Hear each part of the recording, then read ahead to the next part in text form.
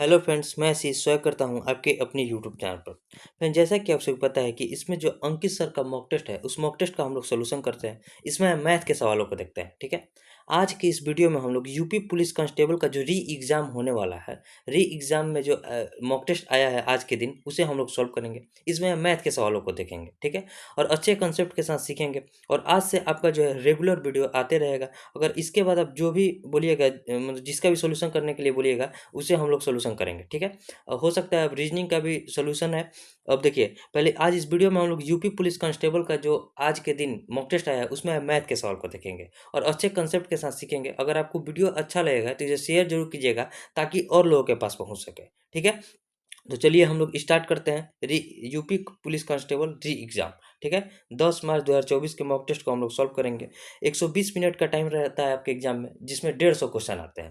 लगभग 20 सवाल मैथ के होते हैं। वो सारे 20 सवालों को हम लोग देखेंगे। अब आपका जो है एग्जाम का पेपर मतलब कैसा आया था, उसका भी थोड़ा पता चल गया कि किस प्रकार के पेपर आपके एग्जाम में आए थे, ठीक है। अब देखिए, उसी टाइप का ये मॉक टेस्ट भी होगा। इसमें जिस जैसा भी सवाल आया होगा, उसे हम लोग अच्छे कॉन्सेप्ट के साथ सीखेंगे। टोटल 20 सवाल होंगे मैथ के, वो सारे 20 सवाल को देखेंगे। हो सकता है रीजनिंग का भी हम लोग रीजनिंग का भी सॉल्यूशन लाएँ, जिसमें जो बढ़िया-बढ़िया मतलब आसान क्वेश्चन को छोड़ देंगे और जो थोड़ा टफ टाइप का क्वेश्चन होगा, उसे हम लोग सॉल्यूशन करेंगे, ठीक है। तो चलिए टेस्ट स्टार्ट करते हैं, जिसमें अगर आपको वीडियो अच्छा लगे तो शेयर ज़रूर कीजिएगा। स्टार्ट टेस्ट करते हैं। अब देखिए, मैथ का सेक्शन हम लोग चूज कर लेते हैं, न्यूमेरिकल एंड मेंटल एबिलिटी। और देखिए, पहला क्वेश्चन क्या है हमारा। पहला क्वेश्चन, क्वेश्चन नंबर 1 है कि के का वह मान ज्ञात कीजिए जिससे संख्या के, देखिए संख्या क्या है, के है, 5 है, 3 है, 2 है, 0 है, 6 है और के है। किससे विभाजित है, तो 6 से विभाजित है।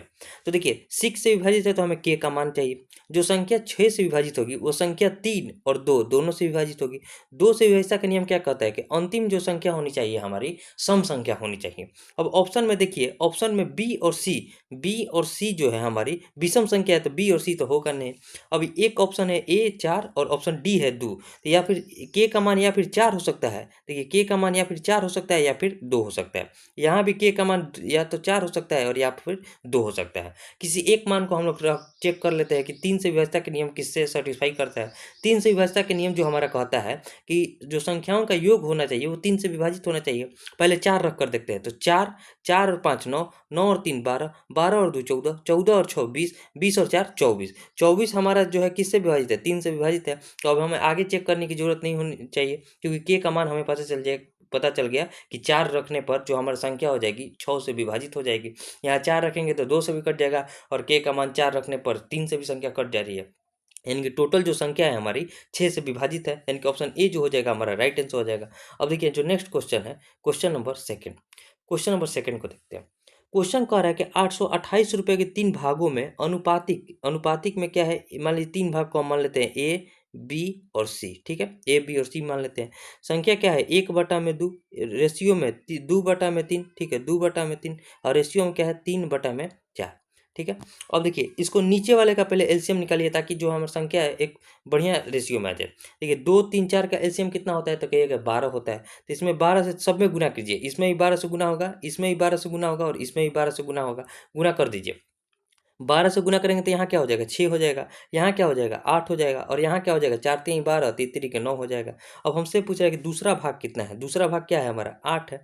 8 बटे में क्या लिखेंगे, 9 8 17 और 6 23, 23 हो जाएगा। और 23 का वैल्यू किसके बराबर दिया है, 828 के बराबर दिया है। कटाइए, कटाएंगे तो 23 23 तिया कितना होता है, 69। 23 तिया 69, 13 8, 23 छका 138, यानी कि 36 से पूरा कट जाएगा। तो 8 में 36 से गुना कीजिए। 8 छक 48, 8 तिरी के 24, देखिए 8 छक 48, 8 तिरी के 24 और 24 और 4 28, यानी कि 288 जो हो जाएगा हमारा राइट आंसर हो जाएगा। 288 रुपये दूसरा भाग का मान हो जाएगा, जो कि ऑप्शन ए में दिया हुआ है, ठीक है। उम्मीद करते हैं आपको समझ में आ गया होगा। अब देखते हैं नेक्स्ट क्वेश्चन को, question number third. Question number third क्या है कि सुधा अपनी आय का 80% खर्च करती है, जबकि उसकी आय 30% बढ़ जाती है। वह अपना खर्च 25% बढ़ा देती है, तो उसकी बचत में मतलब क्या होगा, देखिए समझिए। एक है आय यानी कि इनकम, एक है एक्सपेंडिचर यानी कि खर्च, एक सेकंड, एक है एक्सपेंडिचर यानी कि खर्च, एक है एक्सपेंडिचर यानी कि खर्च और एक है सेविंग, ठीक है। मान लीजिए सुधा की आय 100 रुपया है, जिसमें से वो 80 रुपया खर्च करती है, तो बचाती कितनी होगी? 20 रुपये बचाती होगी, ठीक है। अब उसमें कह रहा है कि उसका उसका जो है आय 30% बढ़ जाता है, यानी कि 100 का 30% कितना हो जाएगा? 30 रुपया उसका आय बढ़ गया। और बचत अपना खर्च जो है 25% बढ़ा देती है, तो 80 का 25% कितना हो जाएगा? तो 25 8 है 200, यानी कि 20 हो जाएगा। 25% इसका निकालिएगा तो कितना हो जाएगा? 20। अब देखिए 30 रुपया उसका आय बढ़ा, जिसमें से खर्च उसने 20 रुपया बढ़ा दिया, तो अभी भी उसका जो है बचत कितना होगा? अभी बचत कितना बच रहा होगा इसमें? 30 रुपया में से 20 रुपया खर्च कर दी तो 10 रुपया बच रहा होगा। आय बराबर जो हमारा फॉर्मूला होता है, खर्च और प्लस सेविंग होता है, खर्च और सेविंग मिलकर आय होता है, ठीक है। अब देखिए पहले सेविंग था उसका 20 रुपया, जिसमें से 10 रुपया की वृद्धि हो गई, तो कितना का टोटल वृद्धि हो गया? तो 10 का वृद्धि हुआ है। पहले सेविंग कितना था उसका? 20 रुपया, और परसेंटेज हमें बताना है तो 100 से गुना करना पड़ेगा। 10 दूनी का 20, अब 20 से इसको कटाएंगे तो 2 से इसको कटाएंगे तो कितना हो जाएगा? 50%, यानी कि उसके सेविंग में जो है 50% की वृद्धि हुई, यानी कि ऑप्शन ए जो हो जाएगा हमारा राइट आंसर हो जाएगा, ठीक है। उम्मीद करता है वो समझ में आ गया होगा। अब देखिए जो नेक्स्ट क्वेश्चन है, question number third, question number fourth, इसको सॉल्व करना है। तो देखिए इसको सॉल्व कीजिए। पहले क्या है? 4 - 3 का ठीक है। उसके बाद अब इसको सॉल्व कीजिए। 2 एकम 2 और 1 3/2 लिखेंगे। अब प्लस 1/3, अब भागा में 1/3, अब भागा में देखिए पहले का क्रिया होगा तो 1/2 का 4 है ना, तो सीधे इसको 2 लिख सकते हैं, क्योंकि का पहले क्रिया होगा। अब माइनस में है 1/4, 1/4 है। अब इसको सॉल्व कीजिए तो क्या लिखेंगे? 4 अब -3 का। अब इसको सॉल्व करेंगे तो कितना हो जाएगा? तो इसको क्या लिखेंगे? 3/2 अब प्लस 1 अब बटे में ये 1/2 हो जाएगा, तो ये सीधे 6 हो जाएगा। भागा को गुना में चेंज करेंगे तो ये बट्टा में हो जाएगा 1/2। इसको क्या लिखेंगे? गुना में जब चेंज करेंगे तो 1/2 हो जाएगा ना, तो सीधे 1/6 लिख सकते हैं इसको। अब देखिए समझिए, अब माइनस में क्या हो जाएगा? माइनस में 1/4, 1/4 हो गया। अब इसको सॉल्व कीजिए। इसको सॉल्व करेंगे तो 2 6 4 का एलसीएम कितना होता है? 12, 12 हो जाएगा ना। 2 6 12 तो 6 3 18 प्लस 6 दूनी 12, तो यहाँ 2 हो जाएगा, अब -3 हो जाएगा। अब इसको सॉल्व कीजिए। इसको सॉल्व करेंगे कितना हो जाएगा? 18 और 2 20, 20 में से 3 गया, कितना बचा? 17, 17 अब बट्टे में 12। अब गुना में का मतलब क्या होता है? गुना। अब इसको सॉल्व कर रहे हैं तो का मतलब गुना होता है, यानी कि 3, अब माइनस का 4 हो जाएगा। इसको कटा दिए, 3 चौके 12 हो जाएगा। अब यहाँ एलसीएम क्या हो जाएगा हमारे पास? 4 एलसीएम हो गया, और 4 चौके 16, अब माइनस का 17, यहाँ 17 बचेगा ना। अब बराबर कितना हो जाएगा? 16 में से 17 गया तो कितना बचा? -1, और नीचे में 4 है तो -1/4 जो हो जाएगा हमारा राइट आंसर हो जाएगा। तो -1/4 किस ऑप्शन में है? तो ऑप्शन नंबर सी में है, तो ऑप्शन सी जो हो जाएगा हमारा राइट आंसर हो जाएगा। तो देखिए अब बोर्ड मास में एक बार टाइम लीजिए, लेकिन एक ही बार में सही करने का प्रयास कीजिए। उम्मीद करते हैं आपको समझ में आ गया होगा। अब देखते हैं नेक्स्ट क्वेश्चन को, क्वेश्चन नंबर 5। क्वेश्चन नंबर 5 कर रहा है कि एक दुकानदार 1140 रुपये प्रति केजी की दर से पिस्ता बेचता है और 5% की हानि वहन करता है। अब उसने 1260 रुपये प्रति केजी के से बेचने का फैसला किया, तो इसका क्या परिणाम होगा? देखिए जब वो 1140 में बेच रहा है, तो उसे 5% की हानि हो रही है, यानी कि 95% पर बेच दे रहा है। अब कह रहा है कि वो हम 1260 में बेच कर देखते हैं, तो 1260 पर निकाल दीजिए क्या हो रहा है उसे, तो 95%, ठीक है। 95% बटे में 1140 और गुना में 1260 पे बेचेगा, 1260, ठीक है। अब इसको कटाइए, एक जीरो से एक जीरो कट गया।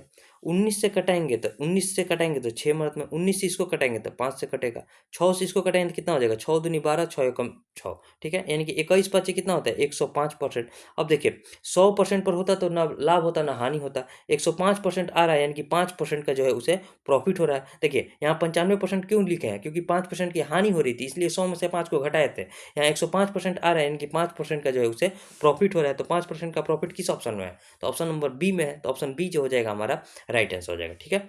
उम्मीद करता है वो समझ में आ गया होगा। अब देखते हैं नेक्स्ट क्वेश्चन को। क्वेश्चन करे कि 12 छात्रों वाले समूह की औसत ऊंचाई 170 सेंटीमीटर है, ठीक है। 154 सेंटीमीटर, 157 सेंटीमीटर, 165 सेंटीमीटर और 172 सेंटीमीटर ऊंचाई वाले 4 छात्र समूह छोड़ देते हैं। समूह की नई औसत ऊंचाई क्या होगी? देखिए समझिए, 12 छात्रों की औसत ऊंचाई कितना दिया हुआ है? 170 सेंटीमीटर, ठीक है। अब इसमें से कह रहा है कि 154 सेंटीमीटर का एक चला गया, ठीक है। 157 सेंटीमीटर का एक और चला गया, एक चला गया 165 सेंटीमीटर का, और एक चला गया 172 सेंटीमीटर का, ठीक है। इतने लोग 4 लोग जो है चले गए। और देखिए सभी लोग 170 लेकर जाते हैं तो औसत पर कोई प्रभाव नहीं पड़ता। लेकिन एक गया है 154 लेकर, यानी कि कुछ कम लेकर गया है, यानी कि औसत कितना अब बढ़ जाएगा। तो 170 में से 154 को घटाएंगे कितना हो जाएगा 16, यानी कि 16 इधर छोड़कर चला गया है, तो बाकी का जो औसत में 16 की वृद्धि हो जाएगी। एक गया है 13 औसत छोड़कर, 13 औसत छोड़कर चला गया है। एक गया है 5 औसत छोड़कर, और एक जो गया है 2 औसत एक्स्ट्रा लेकर चला गया है, 2 जो है औसत से एक्स्ट्रा लेकर चला गया है, ठीक है। यानी कि टोटल वृद्धि कितनी हुई, तो 16 और 13 29, 29 और 3 29 और 3 5 में से 2 गया 3, 29 और 3 कितना हो जाएगा 32, 32 का जो है वृद्धि हो जाएगा। ये 32 टोटल में वृद्धि होगा। अब लोग कितने बचे, पहले 12 लोग थे, उसमें से ये 4 लोग चले गए, तब 8 लोग बचे, यानी कि आठों लोग में जो है 32 का वृद्धि हो गया, तो प्रत्येक में कितना का वृद्धि हो जाएगा, 4 का वृद्धि हो जाएगा। यानी कि अगर पहले औसत 170 था तो उसमें 4 की वृद्धि हो गई, यानी कि औसत कितना हो गया 174, यानी कि 174 जो हो जाएगा हमारा राइट आंसर हो जाएगा, जो कि ऑप्शन बी में दिया हुआ है। तो ऑप्शन बी जो हो जाएगा हमारा राइट आंसर हो जाएगा, ठीक है। उम्मीद करते हैं आपको समझ में आ गया होगा। अब देखते हैं नेक्स्ट क्वेश्चन को, क्वेश्चन नंबर 7। क्वेश्चन नंबर 7 कह रहा है कि 100 मीटर की दौड़ में ए बी को 20 मीटर से हराता है, ठीक है। एक ए है और एक बी है। ए बी को जो है 20 मीटर से हराता है, यानी कि जितना देर में ए 100 मीटर चलता है उतना देर में बी जो है 80 मीटर ही चल पाता है। और कह रहा है बी सी को 20 मीटर से हराता है, यानी कि बी जो है सी को 20 मीटर से हराता है, यानी कि बी जितना देर में 100 मीटर चल रहा है उतना देर में सी जो है 80 मीटर ही चल पा रहा है, ठीक है। अब यहाँ देखिए 20 से कटाएंगे तो 5, और 20 से इसको कटाएंगे तो कितना हो जाएगा 4। यहाँ 20 से इसको कटाएंगे तो कितना हो जाएगा 5, और 20 से इसको कटाएंगे तो कितना हो जाएगा 4। दोनों में b कॉमन है तो b को बराबर कीजिए। b को बराबर करने के लिए इसमें 5 से गुना करना पड़ेगा, ठीक है, और इसमें 4 से गुना करना पड़ेगा, 4 से गुना करना पड़ेगा। अब हमें क्वेश्चन है ए सी को कितना मीटर से हराता है, यानी कि ए और सी का यहाँ से रेशियो पता चल जाएगा। 5 5 25, ठीक है, ए का मान 25 हो जाएगा, और सी का मान कितना आ जाएगा 4 चौके 16। अब देखिए जितना देर में ए 100 मीटर चलेगा, यानी कि 25 का मान कितना हो जाएगा 100, उतना देर में ये कितना चल पाएगा, तो 25 चौके 100, 16 चौके 16 चौके कितना होता है 64, सॉरी 16 चौके कितना होता है 64, यानी कि सी जो है उतना देर में 64 मीटर ही चल पाएगा। यानी कि कितना मीटर से हरा देगा ए सी को, तो 100 में से 64 गया कितना बचा 36 मीटर, यानी कि 36 मीटर से जो है ए सी को हरा देगा। 36 मीटर किस ऑप्शन में है, तो कहिएगा ऑप्शन सी में है, तो ऑप्शन सी जो हो जाएगा हमारा राइट आंसर हो जाएगा, ठीक है। उम्मीद करते हैं समझ में आ गया होगा। अब देखते हैं नेक्स्ट क्वेश्चन को, क्वेश्चन नंबर 8। क्वेश्चन नंबर 8 कैसे बनेगा। क्वेश्चन नंबर 8 कह रहा है कि पी क्यू आर एक व्यापार शुरू करने के लिए क्रमशः 14,000, 18,000, 24,000 निवेश करते हैं। यदि वर्ष के अंत में लाभ 25,480 है तो पी तथा क्यू के हिस्सों का मध्य अंतर क्या है। देखिए अगर आप सोचिए कि क्वेश्चन बहुत इजी है तो इस टाइप का ही क्वेश्चन आपके एग्जाम में आया हुआ था, आपने वो क्वेश्चन जरूर देखा होगा, ठीक है। अब यहाँ समझिए, एक पी है, एक क्यू है और एक आर है। सबका लाभ सॉरी सबका जो व्यापार में पूंजी लगाए थे उसका अनुपात दिया है। एक लगाया था 14,000 रुपया, तो इसको 14 कर देते हैं। एक लगाया था 18,000 रुपया और एक ने लगाया था 24,000 रुपया। यहाँ इसको कटाइए 7 हो जाएगा, यहाँ इसको कटाएंगे तो 9 हो जाएगा, और यहाँ इसको कटाएंगे तो कितना हो जाएगा 12 हो जाएगा। अब हमसे पूछ रहा है कि पी और क्यू के मध्य अंतर क्या है। यहाँ पी और क्यू के मध्य अंतर कितना है 2। टोटल पूंजी कितना लगाया गया है 12 और 9, 21, 21 और 7 कितना होता है 28। 28 का जो है पूंजी लगाया गया है, और इस 28 का मान लाभ कितना प्राप्त हो रहा है तो 25,480 रुपया। तो यही लाभ के बीच अंतर हो जाएगा। 2 से इसको कटेंगे कितना हो जाएगा 14, 14 से इसको कटेंगे 14 एकम 14, ठीक है, 14 एकम 14, 11 4 14 8 है 112, 2 8 14 दूनी 28 जीरो, यानी कि 1820 रुपया जो है पी और क्यू के बीच लाभ का अंतर कितना हो जाएगा 1820 रुपया, जो कि ऑप्शन सी में दिया है। तो ऑप्शन सी जो हो जाएगा हमारा राइट आंसर हो जाएगा, ठीक है। उम्मीद करते हैं वो समझ में आ गया होगा। अब देखते हैं नेक्स्ट क्वेश्चन को। क्वेश्चन है कि 200 से 300 के बीच कितनी संख्या है जो एक पूर्ण घन है। देखिए 200 और 300 के बीच हमारा संख्या निकालना है कि पूर्ण घन होना चाहिए, निकालिए। देखिए 1 का क्यूब कितना होता है, 1 का क्यूब जो होता है 1 होता है। देखिए 2 का क्यूब कितना होता है, 2 का क्यूब सॉरी 1 सेकंड रुकिए, 1 सेकंड, 1 मिनट रुकिए। हाँ देखिए 2 का क्यूब कितना होता है, 2 का क्यूब 8 होता है, 2 का क्यूब 8। 3 का क्यूब कितना होता है तो कहिएगा 27 होता है, 27। 4 का क्यूब कितना होता है, 4 का क्यूब 64 होता है, 64। अब देखिए 5 का क्यूब कितना होता है, 5 का क्यूब होता है जो हमारा 125, 5 का क्यूब 125। 6 का क्यूब कितना होता है, 6 का क्यूब होता है 216। 7 का क्यूब कितना होता है, 7 का क्यूब होता है 343। अब देखिए 216, देखिए 216 जो है 200 और 300 के बीच में है, और 343 जैसे ही 7 के क्यूब आते हैं वो 300 प्लस जाता है। हमसे पूछ रहा है क्या 200 और 300 के बीच होना चाहिए, तो एक ही संख्या ऐसा मिला, यानी कि 216, तो 216 एक ही संख्या है, तो यहाँ हमारा राइट आंसर क्या हो जाएगा 1 हो जाएगा। तो एक ही जो हो जाएगा हमारा राइट आंसर हो जाएगा। उम्मीद करता है वो समझ में आ गया होगा। कम से कम आपको 20 तक या फिर 15 तक क्यूब याद होना चाहिए। 15 तक क्यूब याद रहेगा तो भी बढ़िया बात है, ठीक है। अब देखिए जो क्वेश्चन है, क्वेश्चन नंबर 10। क्वेश्चन नंबर 10 कह रहा है कि ए और बी के आयु का अनुपात 8 वर्ष पहले 2:3 था। देखिए एक है ए और एक है बी, इनके 8 वर्ष पहले का अनुपात कितना था? 2:3। ये वर्तमान नहीं है, ये 8, एक सेकंड, ये कितना है? ये 8 साल पहले का है, 8 साल पहले का है, ठीक है, 8 साल पहले का है। और अब क्या कह रहा है कि 4 वर्ष पहले उनकी आयु का अनुपात 5:7 था, यानी कि 5:7 कब था? 4 ईयर्स पहले, यानी कि इन दोनों के बीच अंतर जो है 4 साल का है। इन दोनों के बीच अंतर कितना है? 4 साल का। हमसे पूछ रहा है कि अब से 8 वर्ष बाद उनकी आयु का अनुपात क्या होगा? अब से 8 वर्ष बाद देखिए, पहले हम उनका अंतर बराबर करते हैं। यहाँ अंतर है 1 का और यहाँ अंतर है 2 का, तो पहले अंतर बराबर करने के लिए इसमें 2 से गुना कर दीजिए। 2 से गुना करेंगे कितना हो जाएगा? 4:6। यहाँ क्या हो जाएगा? 5:7। अब देखिए यहाँ से यहाँ बढ़ा 1, यहाँ से यहाँ भी बढ़ा 1, यानी कि 1 का मान कितने के बराबर आ जाएगा? दोनों के बीच अंतर कितना है? 8 साल पहले और 4 साल पहले, 4 साल का अंतर है, यानी कि 1 का मान 4 है।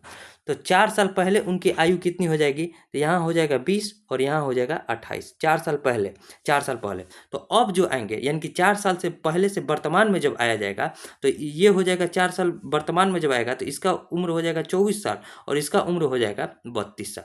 लेकिन हमसे क्वेश्चन अभी ये नहीं पूछ रहा है, हमसे क्वेश्चन पूछा जा रहा है कि अब से 8 वर्ष बाद, यानी कि ये तो हो गया अब का उम्र उनका, ये उनका अब का उम्र हो गया। अब देखिए इससे 8 वर्ष बाद इनका उम्र कितना हो जाएगा? तो इसमें भी +8 कर दीजिए और इसमें भी +8 कर दीजिए। देखिए अब हम आपको समझाते हैं। 24 में 8 को जोड़ेंगे कितना हो जाएगा? 32, और 32 में 8 को जोड़ेंगे कितना हो जाएगा? 40, यानी कि 8 से कटाएंगे तो 4 और 8 से इसको कटाएंगे तो कितना हो जाएगा? 5, यानी कि अब जो है उनके अब से 8 वर्ष बाद जो उनका उम्र हो जाएगा 4:5 हो जाएगा, जो कि ऑप्शन डी में दिया है। अब एक बार फिर से समझिए क्वेश्चन को। यहाँ जो था 8 वर्ष पहले उनके उम्र का अनुपात था 2:3, 4 साल पहले उनके उम्र का अनुपात था 5:7। यहाँ उनका हमने अंतर को बराबर किया, जिससे 4 वर्ष पहले ये जो उम्र आया है उनका 4 वर्ष पहले का था, यानी कि वर्तमान से 4 वर्ष पहले उनका उम्र कितना था? 20 साल और 28 साल, ठीक है। तो वर्तमान में उनका उम्र कितना हो जाएगा? दोनों में 4-4 साल जोड़ देंगे, यानी कि 24 साल और 32 साल हो जाएगा। लेकिन हमसे वर्तमान से पूछ रहे हैं 8 वर्ष बाद उनके उम्र का अनुपात क्या होगा, तो फिर से दोनों में 8-8 साल की हम लोग वृद्धि कर देंगे, जो कि 32:40 हो जाएगा। रेशियो निकालेंगे तो 4:5 जो हो जाएगा हमारा राइट आंसर हो जाएगा। जैसे जैसे क्वेश्चन करेगा, अगर आप इसे स्टेप वाइज बनाइएगा तो आपसे क्वेश्चन जो है आसानी से बन जाएगा, ठीक है। उम्मीद करता है वो समझ में आगे होगा। अब देखते हैं नेक्स्ट क्वेश्चन को। Question number 11। क्वेश्चन कर रहा है कि दो संख्याओं का लघुत्तम समापवर्तक तथा महत्तम समापवर्तक 75 तथा 5 है। देखिए समझिए, एलसीएम दिया है, एलसीएम कितना दिया है? एलसीएम दिया है हमारे पास 75 और एचसीएफ दिया है, एचसीएफ दिया है 5, ठीक है, एचसीएफ दिया है 5। अब देखिए क्वेश्चन करेंगे यदि उनका अंतर 10 है, अंतर 10 है। देखिए संख्याओं में क्या होता है? एचसीएफ दोनों में कॉमन होता है। अगर संख्या को हम ए और बी मानते हैं तो संख्या क्या हो जाएगा? 5 है और माइनस का 5 भी। अब दोनों के बीच अंतर कितना दिया है? 10 दिया है, तो 10 निकाल लेंगे, यहाँ कट जाएगा इससे 2 से, यानी कि a माइनस बी का मान जो आ गया हमारे पास 2 आ गया। अब हमसे क्वेश्चन क्या पूछ रहा है? इन दोनों संख्याओं का योग क्या होगा? दोनों संख्याओं का योग, तो देखिए a प्लस बी का हमसे मान, सॉरी, देखिए हमसे पूछ रहा है कि 5a, यानी कि संख्या यही होगा 5a और प्लस 5b का मान हमसे पूछा जा रहा है, ठीक है, पूछा जा रहा है। अब देखिए समझिए, यहाँ से संख्या का गुणनफल जो होता है, दोनों संख्याओं का गुणनफल जो होता है एचसीएफ और एलसीएम के गुणनफल के बराबर होता है। हम संख्या को क्या माने? 5a और 5b, दोनों का गुणनफल क्या हो जाएगा? तो कहिएगा 5a इंटू का 5b बराबर किसके हो जाएगा? तो 75 इंटू के 5 के बराबर हो जाएगा। कटाइए, 5 पंजे 25, 25 तिया 75, यानी कि यहाँ से ए बी बराबर कितना आ गया? ए बी बराबर आ गया कितना? 5 तिहाई का 15, 15 आ गया। अब समझिए ए बी बराबर आ गया 15, 1 मिनट रुकिए, देखिए समझिए, ए बी बराबर आ गया हमारे पास 15 और ए माइनस बी बराबर आ गया है 2, ए माइनस बी बराबर क्या आ गया है? 2। तो हमसे पूछ रहा है कि 5a प्लस 5b, पहले यहाँ से a प्लस बी निकाल लेते हैं और दोनों में 5 से गुना कर देंगे। a प्लस बी कितना हो जाएगा? अब देखिए दिमाग लगाइए, a का मान अगर हम 5 रखते हैं और b का मान अगर हम 3 रखते हैं, बी का मान अगर 3 रखते हैं तो यहाँ देखिए 5 3 15 हो जाएगा। और वैसे ही यहाँ पर सब इसे सेटिस्फाई करेंगे, 5 माइनस 3 निकालेंगे तो 2 के बराबर आ जाएगा, यानी कि ए का मान 5 और बी का मान 3 रखने पर जो है हमारा सेटिस्फाई कर जा रहा है। तो यहाँ 5 और 3 को जोड़ेंगे कितना हो जाएगा? 8। हमें 5a प्लस 5b का मान निकालना है, तो इसमें भी 5 से गुना कर दीजिए, यानी कि जो संख्या का योगफल हो जाएगा 8 पंजे 40 हो जाएगा। 40 किस ऑप्शन में दिया है? तो ऑप्शन नंबर सी में दिया है, तो ऑप्शन सी जो हो जाएगा हमारा राइट आंसर हो जाएगा। एक बार फिर से आपको बताते हैं, समझिए।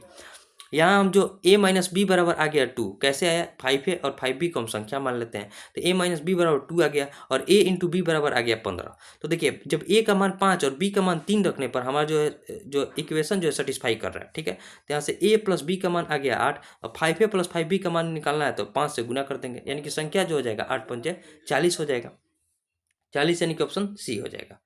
अब देखते हैं नेक्स्ट क्वेश्चन को, क्वेश्चन नंबर 12। क्वेश्चन नंबर 12 है कि ए किसी कार्य का एक छठा हिस्सा 5 दिन में पूरा करता है, ठीक है। यानी कंप्लीट कार्य को कितना दिन में करेगा, तो 6 पंजे 30 दिन में। कैसे करेगा वो भी बता देते हैं। 1/6 हिस्सा कर रहा है 5 दिन में, यानी कि एक का मान, ऊपर वाले को आप शॉर्टकट बताते हैं, ऊपर वाले को मान लीजिए वो दिया है 1/6 हिस्सा, यानी कि एक काम को 5 दिन में कर रहा है तो 6 काम को कितना दिन में करेगा, 30 दिन में। उसी प्रकार बी जो है 1/4 हिस्सा 15 दिन में, यानी कि कंप्लीट कार्य को कितना दिन में करेगा, 60 दिन में। तो कह रहा है कि दोनों मिलकर उस काम को कितना दिन में करेंगे, बहुत आसान, यहाँ एलसीएम हो जाएगा 60, यहाँ एफिशिएंसी हो जाएगा 2 और 1 का। अब ए और बी दोनों मिलकर काम को कंप्लीट करेंगे, 60 काम को करना है, तो 60 काम को दोनों का एफिशिएंसी कितना है, 2 और 1, 3 के एफिशिएंसी करेंगे तो कितना दिन का समय लेंगे, 20 दिन का। 20 दिन जो हो जाएगा हमारा राइट आंसर हो जाएगा, जो कि ऑप्शन ए में दिया है, तो ऑप्शन ए जो हो जाएगा राइट आंसर हो जाएगा, ठीक है। अब देखिए जो नेक्स्ट क्वेश्चन है, क्वेश्चन नंबर 13। क्वेश्चन नंबर 13 कह रहा है कि पाइप ए और बी किसी टंकी को क्रमशः 15 घंटे और 12 घंटे में भर सकते हैं, ठीक है। और अकेले पाइप सी भरी हुई टंकी को 10 घंटे में खाली कर सकता है। यदि तीनों पाइप एक साथ 2 घंटे 40 मिनट के लिए खोल दिए जाते हैं तो टंकी का कितना भाग खाली रहेगा। देखिए समझिए, ए जो है कितना घंटे में पाइप को भर रहा है, 15 घंटे में। बी जो है उसे 12 घंटे में भर रहा है और सी जो है खाली कर रहा है उसे 10 घंटे में। तीनों का एफिशिएंसी कितना हो जाएगा, 15 12 10 का एलसीएम जो होता है 60 हो जाएगा, यानी कि ए का एफिशिएंसी हो जाएगा 4 का, बी का एफिशिएंसी हो जाएगा 5 का और सी जो खाली कर रहा है जिसका एफिशिएंसी है 6 का। तीनों अब एक साथ खोला जाता है, तो तीनों एक साथ जब खोला जाएगा तो 5 4 9 में से 6 गया, 3 के एफिशिएंसी से टंकी भरेगा। और कितना घंटा तक टंकी चल रहा है, तो 2 घंटा 40 मिनट। 2 घंटा 40 मिनट को क्या लिख सकता है, 40 अब बटे में 60, यानी कि 20 से कटाएंगे तो 2 अब बटे में 3 हो जाएगा। 3 दूनी का 6, 6 और 2 8, यानी कि क्या लिखेंगे 3 अगुने में 3 दूनी 6 और 2 8 अब बटे में 3, ठीक है। 8 बटे में 3, यानी कि टंकी जो है 60 में से जो है 60 हिस्सा में से 8 हिस्सा उसका भर गया, तो हमसे पूरा टंकी का कितना भाग खाली रह गया। अब देखिए 60 में से 8 भरा है तो अभी भी 52 हिस्सा जो है टंकी का खाली है। टोटल हिस्सा कितना है 60, 60 हिस्सा में से 52 हिस्सा खाली है। अब देखिए 4 से इसको कटेंगे तो 13 और 4 से इसको कटेंगे तो कितना हो जाएगा 15, यानी कि 13 बटा में 15 जो हो जाएगा उसका इतना भाग जो है टंकी का खाली है। 13 बटा 15 किस ऑप्शन में दिया है, तो ऑप्शन नंबर सी में दिया है, तो ऑप्शन सी जो हो जाएगा हमारा राइट आंसर हो जाएगा, ठीक है। उम्मीद करते हैं वो समझ में आ गया होगा। अब देखते हैं नेक्स्ट क्वेश्चन को, क्वेश्चन नंबर 14। क्वेश्चन नंबर 14 का है कि एक रेलगाड़ी बिना रुके 80 किलोमीटर प्रति घंटे की औसत गति से और रुकने के साथ 64 किलोमीटर प्रति घंटा की औसत गति से चलती है, तो रेलगाड़ी के औसतन प्रति घंटा रुकने कितना मिनट रुकती है। देखिए इस पर क्वेश्चन का आपको हम शॉर्टकट बताते हैं। देखिए बिना रुके जितना चल रही है यानी कि 80 और माइनस रुक कर जितना चल रही है -64, दोनों का अंतर निकालेंगे। अब बटे में बिना रुके कितना का स्पीड है उसका 80 का। अब देखिए इसको निकालेंगे तो कितना हो जाएगा, 80 में से 64 गया कितना बचा 16, 16 अब बटे में 80, 16/80 करेंगे तो कितना हो जाएगा, 16 पंजे 80, यानी कि 1/5 घंटा, घंटा हो गया 1/5 घंटा। घंटा को मिनट में चेंज करने के लिए 60 से गुना कर देंगे, यानी कितना हो जाएगा 12 मिनट, यानी कि जो ट्रेन है प्रत्येक घंटे 12 मिनट के लिए रुकती है। 12 मिनट, यानी कि ऑप्शन बी जो हो जाएगा हमारा राइट आंसर है, ठीक है। उम्मीद करता है वो समझ में आ गया होगा। बिना रुके माइनस रुक कर अब बटे में बिना रुके और गुना में 60 मिनट निकालने के लिए, ठीक है। उम्मीद करता है वो समझ में आ गया होगा। अब देखते हैं नेक्स्ट क्वेश्चन को, क्वेश्चन नंबर 15। क्वेश्चन नंबर 15 कह रहा है कि 99,000 रुपये की राशि पर 12.5% वार्षिक ब्याज दर से 9 महीने का साधारण ब्याज। साधारण ब्याज का फॉर्मूला क्या होता है, ऐसा ही बराबर होता है मूलधन गुने दर गुने समय और बटे में 100। 100 होता है, 100 क्यों होता है, क्योंकि रेट को हम परसेंट में लेते हैं। जब रेट को परसेंट में नहीं लेंगे तो 100 भी हमें नहीं लिखना पड़ेगा। अब देखिए जैसे कैसे हम आपको समझा रहे हैं, यहाँ क्या है 99,000 रुपये है ना, 99,000 रुपये लिख दीजिए। 12.5% को हम सीधे 1/8 लिख सकते हैं, या तो ऊपर लिखते 12.5 नीचे लिखते 100 तो भी 8 से कट जाता है, तो सीधे 1/8 लिख दिए। टाइम है 9 महीना, साल में यहाँ टाइम निकालने के लिए 12 से गुना करना, 12 से भाग देना पड़ेगा। 3 से इसको कटेंगे तो 3 और 3 से इसको कटेंगे तो कितना हो जाएगा 4, 4 हो जाएगा। अब देखिए 8 से इसको कटिए, 8 से इसको कटेंगे कितना हो जाएगा, 8 से इसको कटेंगे तो 8 कम 8, 1 9, 8 दूनी का 16, 3 0, 3 0, 8 3 के 24, 6 0, 8 7 56, 8 5 40, 12,375 में हमें 3 से गुना करना पड़ेगा। 3 से गुना कीजिए, 3 5 15, 3 7 21 और 1 22, ठीक है। 3 3 9 और 2 11, 12 3 36 और 1 37, 37,125 में अब हमें भाग देना है 4 से। भाग दीजिए और हमारा साधारण ब्याज आ जाएगा। भाग देंगे तो कितना हो जाएगा, 4 9 36, 4 9 36, 1 1, 4 दूनी का 8, 3 2 4 8 32, ठीक है। फिर 4 एकम 4, 4 एकम 4, पॉइंट 4 दूनी 8, 4 पंजे 20, यानी कि 9281.25 रुपया जो है उसका साधारण ब्याज प्राप्त होगा। 9281.25 किस ऑप्शन में है? तो ऑप्शन नंबर सी में। जब इसको हम कटाएंगे तो जो हमारा आंसर क्या आएगा, या 9281.25 आएगा, जो कि ऑप्शन सी में दिया, तो ऑप्शन सी जो हो जाएगा हमारा राइट आंसर हो जाएगा। ठीक है, उम्मीद करते हैं आपको समझ में आ गया होगा। अब देखते हैं नेक्स्ट क्वेश्चन को, क्वेश्चन नंबर 16। क्वेश्चन नंबर 16 है कि 52 रुपये प्रति मीटर स्क्वायर की दर से, देखिए यहाँ मीटर स्क्वायर है क्योंकि क्वेश्चन में दिया मीटर स्क्वायर की दर से किसी वर्गाकार मैदान को समतल कराने की लागत जो है 1,30,000 रुपया है। ठीक है, तो 35 रुपये प्रति मीटर की दर से इसकी सीमा पर बाड़ लगाने की जो है लागत बताना है। देखिए समझिए, पहले हमें उसका क्षेत्रफल दिया है 52 रुपये प्रति मीटर के हिसाब से 13,000 रुपया लग रहा है। तो 1 मीटर स्क्वायर करने के लिए 1 मीटर स्क्वायर कितना लगा होगा? देखिए 92 रुपये प्रति मीटर स्क्वायर की दर से 13,000 रुपया लग रहा है।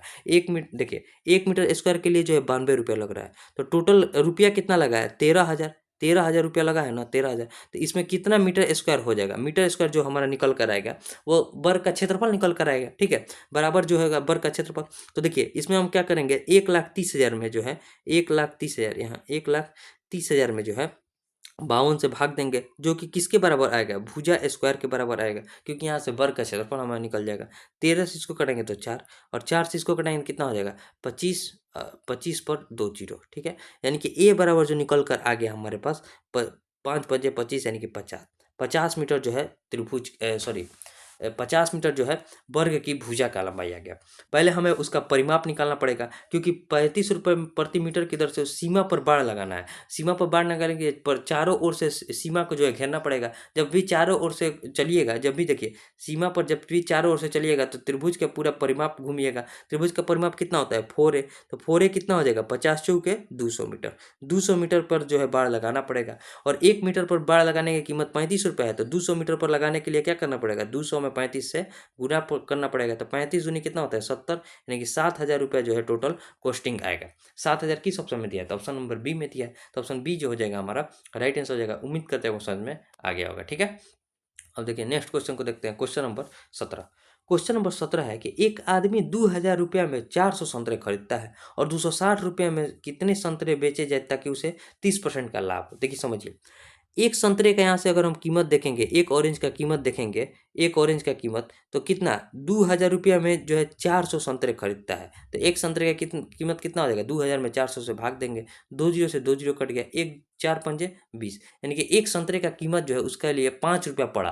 अब 5 रुपया पड़ा है तो उसे 30% का लाभ पर बेचना चाहता है, यानी कि 130 पर बेचेगा। 130 पर बेचेगा एक संतरा को, 1 जीरो से 1 जीरो कटेंगे, 5 से इसको कटेंगे तो 2, यानी कि 13/2 रुपया में जो है एक संतरा को वो बेचेगा, तब जाकर उसे 30% का लाभ होगा। तो अब 260 रुपये में कितना संतरा बेचेगा? 13/2 के हिसाब से यहाँ 13 लिखेंगे और ऊपर 2 लिखेंगे, इतना संतरा वो बेचेगा। 13 दूनी का 26, यानी कि 20, 20 दूनी का 40। जब वो 260 रुपये में 40 संतरे बेचेगा तो उसे 30% का जो है प्रॉफिट होगा। तो 40 किस ऑप्शन में है? तो ऑप्शन नंबर डी में है। तो ऑप्शन डी जो हो जाएगा हमारा राइट आंसर हो जाएगा। ठीक है, उम्मीद करता है वो समझ में आ गया होगा। अब देखिए समझिए नेक्स्ट क्वेश्चन जो है क्वेश्चन नंबर 18। क्वेश्चन नंबर 18 कैसे बनेगा? तो ये क्वेश्चन है कि 5.6, ठीक है 5.6, अब माइनस माइनस में यहाँ भी देखिए बोर्ड मास के नियम का उपयोग करना है, और जिस प्रकार से क्वेश्चन कर रहा है एक बार आपको टाइम देना है, लेकिन आराम से बनाना है। पॉइंट में है, पॉइंट देखकर घबराना नहीं है। अब यहाँ देखिए क्या हो जाएगा, 2 अब प्लस का 0.6 है तो 0.6 लीजिए। यहाँ का है, का को आप ध्यान में रखिए, का है, ठीक है का है। एक बार पहले हम पूरा क्वेश्चन लिखते हैं। अब यहाँ क्या है, 2.1 है। अब माइनस में, अब देखिए 26 में हमें 112 से गुना करना है, सीधे 26 में 112 से गुना कीजिए। हम पॉइंट आपको बैठाना सिखाएंगे। 26 दूनी कितना होता है? 26 दूनी का 52, हाथ में लगा 5, 26 से कम 26। देखिए यहाँ हम 26 में 112 से गुना कर रहे हैं, 26 दूनी का 52, हाथ में लगा 5, 26 से कम 26 और 5 कितना होता है? 26 से कम 26 और 5 31, हाथ में लगा कितना? हाथ में लगा 3, 26 से कम 26 और 3 29, 29 हो जाएगा। अब देखिए यहाँ कितने पॉइंट के बाद यहाँ पॉइंट बैठेगा, कितने अंक के बाद पॉइंट बैठेगा? तो जोड़िए, इधर 112 में 2 अंक है, 2 अंक के बाद पॉइंट है, ठीक है, और 2.6 में 1 अंक के बाद, यानी कि टोटल जो है 3 अंक के बाद पॉइंट बच जाएगा। ठीक है, यानी कि 2.912 हो जाएगा। और 2.1 में से 2.912 घटाएंगे तो हमारा माइनस में आएगा। माइनस में क्या आएगा? तो यहाँ देखिए इसमें से इसको घटा दीजिए, तो यहाँ हो जाएगा 2, यहाँ हो जाएगा 1, यहाँ हो जाएगा 8, यानी कि माइनस में जो हो जाएगा हमारा, सॉरी माइनस में जो हो जाएगा पॉइंट का जो है 812 हो जाएगा। इसका मान यहाँ जो ब्रैकेट का पूरा मान आ गया, पॉइंट में 112 आ गया, ठीक है, पॉइंट में 112 आ गया। अब पॉइंट 6 से पॉइंट 812 को हमें गुना करना है, तो गुना कीजिए, क्या हो जाएगा, 2 प्लस का 6 से गुना कीजिए, 6 दूनी का, 6 दूनी का, देखिए यहाँ माइनस में हो जाएगा, 6 दूनी का 12, ठीक है, हाथ में लगा एक 6 एकम 6 और एक 7, और 8 छक कितना हो जाएगा, 48, 8 छक 48 हो जाएगा। अब पॉइंट का हो जाएगा तो पॉइंट बैठा देंगे, क्योंकि 4 अंक के बाद पॉइंट हो जाएगा। देखिए जैसे एक यहाँ है और 3 यहाँ है, तो टोटल यहाँ 4 अंक के बाद पॉइंट बैठ गया। अब 2 में से इसको घटाना है, 2 में से जब इसको घटाएंगे तो इसको क्या लिखेंगे, 2 अब पॉइंट 1 2 3 4 जीरो, 4 जीरो हो जाएगा। अब पॉइंट के बाद क्या है, 4 8, देखिए 4872, घटाइए, घटाएंगे तो कितना हो जाएगा, 10 में से 2 गया 8, 9 में से 7 गया 2, यहाँ 9 में से 8 गया 1, 9 में से 4 गया 5, 5 हो जाएगा। अब पॉइंट का 1.51 हो जाएगा। अब 5.6 में से 1.5128 को घटाना है, देखिए समझिए। अब देखिए यहाँ जो है, यहाँ देखिए यहाँ जो है, अब 5.6 बचा है, ठीक है, 5.6 को क्या लिख सकते हैं, यहाँ 4 है तो 4 जीरो बैठा सकते हैं, क्योंकि पॉइंट के बाद हम जीरो कितना ही बैठा सकते हैं, ठीक है, 4 जीरो हो गया। अब यहाँ क्या हो जाएगा, 3 जीरो, यहाँ 1.5128 को जो है इसमें से घटाना है, घटा दीजिए, 10 में से 2 गया, 10 में से 8 गया 2, यहाँ क्या बचा, 9 में से 2 गया 7, 9 में से 2 गया 7, 9 में से 1 गया, 9 में से 1 गया कितना बचेगा 8, 9 में से 1 गया 8, यहाँ क्या 5 में से 5 गया 0, 5 में से 5 गया 0, और 5 में से 1 गया 4, यानी कि जो हमारा आंसर निकल कर आएगा 4.0872, जो कि ऑप्शन सी में है। देखिए एक बार आप इसमें टाइम दीजिए, लेकिन एक बार में आप सही करने का प्रयास कीजिएगा, क्योंकि पॉइंट वाले क्वेश्चन को बहुत से लोग छोड़ देते हैं, जबकि आसान होता है, थोड़ा सा दिमाग लगाइएगा आपसे आसानी से क्वेश्चन बन जाएगा। तो यहाँ जो हमारा राइट आंसर निकल के आ गया, जो हमारा 4.0872, जो कि ऑप्शन सी में है, तो ऑप्शन सी जो हो जाएगा हमारा राइट आंसर हो जाएगा, ठीक है। अगर एक बार में आपका आंसर नहीं आया तो आप इस क्वेश्चन को छोड़कर आगे जाइए, फिर दोबारा आइएगा तो फिर से दोबारा बनाइएगा, ठीक है। अब देखिए नेक्स्ट क्वेश्चन को देखते हैं। क्वेश्चन है कि 1.2 और 10.8 के मध्यानुपाती, पहले मध्यानुपाती निकालिए। मध्यानुपाती का जो फॉर्मूला होता है रूट ए बी होता है, यानी कि इसको क्या लिखेंगे, 1.2 यानी कि 12/10, और 10.8 यानी कि 108/10 लिखेंगे, 108/10। अब इसको जैसे हम क्या लिख सकते हैं, इसको लिखेंगे 12 गुने 12 9 भैया 108 होता है, तो इसको 12 इंटू 9 लिख सकते हैं, 12 इंटू 9, ठीक है, 12 इंटू 9, एक सेकेंड, 12 इंटू 9, ठीक है। अब बटे में 10 इंटू 10 हो जाएगा, 10 इंटू 10। अब इसको क्या लिखेंगे, 2 12 है तो एक 12 बाहर आ जाएगा, 9 का 3 होता है, और 2 10 है तो एक 10 बाहर आ जाएगा, यानी कि इसको लिखेंगे 12×36 यानी कि 3.6। अब हमें निकालना है 0.2 और 1.2 के तृतीय अनुपाती, तृतीय अनुपाती निकालिए, 0.2 अब बटे में 1.2 अब बराबर 1.2 अब बटे में x, ठीक है, x का मान निकालना है, 2 छक है 12, x बराबर कितना हो जाएगा, 12 छक 72 यानी कि 7.2।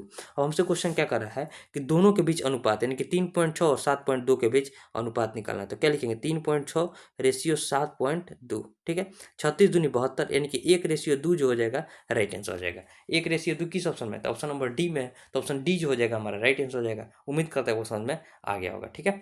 अब देखिए जो नेक्स्ट क्वेश्चन है और लास्ट क्वेश्चन है, क्वेश्चन नंबर 20। क्वेश्चन नंबर 20 क्या कर रहा है कि एक विद्यालय में विद्यार्थियों की कुल संख्या 640 है, जिनमें लड़कों की संख्या लड़कियों की संख्या से अनुपात 5:3 है। देखिए एक बॉय है और एक गर्ल है, दोनों का रेशियो कितना दिया है, 5:3, और टोटल मान 8 का मान कितना दिया है, 640, 640 दिया है ना, 640।